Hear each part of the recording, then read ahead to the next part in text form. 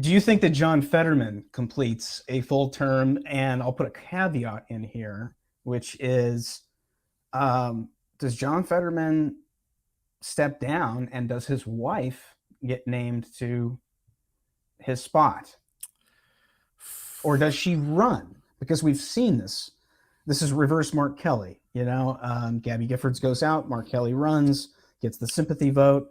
I can totally see this happening for Fetterman. I know that there's some issue as to whether Fetterman's wife is legal or not, so I guess that could be a potential hitch, but I can totally see that happening. Man, she has mob wife written all over her. Absolutely. And I never thought of that.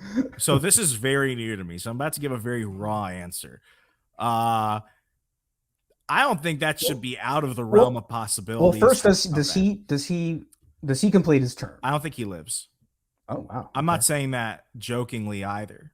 The man suffered an extreme, we're not talking a mild stroke.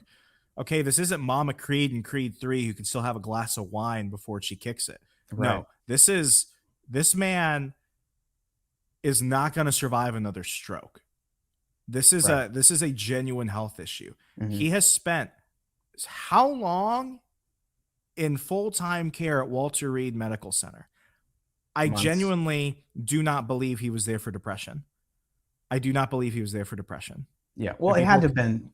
It could have been both. Well, now they're talking. I don't believe it. Yeah. Because now they're talking about the fact that he had problem with his hearing and now he has a hearing aid. They never talked about that before. They said that they talked about the whole he can't hear speech and stuff like that. No, he cannot comprehend speech. Yeah.